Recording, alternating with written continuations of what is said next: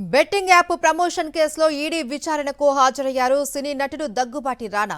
Betting app promotion కేసులో సినీ నటులు ప్రకాష్ రాజ్, విజయ్ దేవరకొండ ఇప్పటికే ఈడీ విచారణకు హాజరయ్యారు.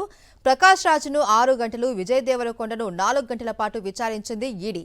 ఈ క్రమంలో దగ్గుబాటి రానాను ఎన్ఫోర్స్మెంట్ డైరెక్టరేట్ అధికారులు ఏ ప్రశ్నలు అడుగుతారో అన్న ఆసక్తి నెలకొంది.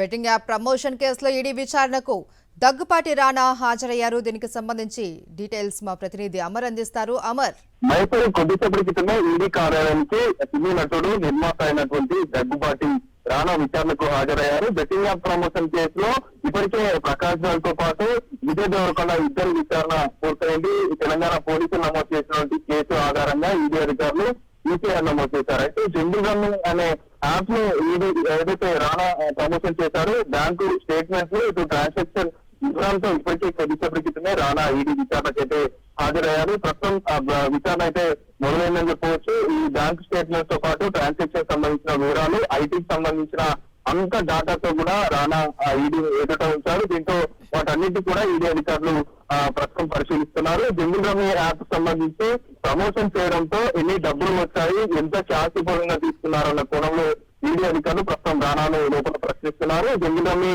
ఇది స్కిల్ బేస్డ్ గేమింగ్ యాప్ కావడం, ఇది 2017లో తెలంగాణలోనే పూర్తిగా బ్యాన్ చేశారు. అయినా కూడా ఎందుకు ప్రమోట్ చేయవలసి వచ్చింది, దీని వెనుక ఉన్న ఉద్దేశం ఏంటి, ఏదైనా దురుద్దేశం ఉందా, ఎక్కువగా డబ్బులు ఉంటాయా, బెట్టింగ్ యాప్ నిర్వాహకులు మిమ్మల్ని ఎలా సంప్రదించారు, ఇలా చాలా రకాల ప్రశ్నలు ప్రస్తుతం రానాను ఈడీ అధికారులు అయితే ప్రశ్నిస్తున్నారు. అయితే సాధారణ యాప్స్ ప్రమోషన్ చేస్తే తక్కువ మొత్తంలో డబ్బులు వస్తాయి, కానీ బెట్టింగ్ యాప్స్ సంబంధించి గేమింగ్ యాప్స్ ప్రమోషన్ చేయడం వల్ల ఎంత డబ్బులు ఉంటాయన్న కొన్ని కూడా ఈడీ అధికారులు ప్రస్తుతం ప్రశ్నిస్తున్నారు. అయితే బెట్టింగ్ యాప్ లు, గేమింగ్ యాప్స్ సంబంధించి ప్రమోషన్ చేయడం వల్ల పూర్తిగా ఏదైతే యువకులంతా కూడా బెట్టింగ్ యాప్ లు, ఇటు గేమింగ్ యాప్ లకు స్కిల్ బేస్డ్ యాప్ కావడంతో ఎవరైతే వాళ్ళ ప్రాధాన్యత వాళ్ళు గేమింగ్ యాప్ సంబంధించి వాళ్ళు ప్రదర్శిస్తారో వాళ్ళకే లబ్ధి చేకూరుతుంది. కానీ ఇలా అనధికారికంగా ఉన్న యాప్స్ ను ఎందుకు ప్రమోషన్ చేశారనే కోణంలో ప్రస్తుతం ఈడీ అధికారులు ప్రస్తుతం దర్యాప్తు అయితే చేస్తా ఉన్నారు.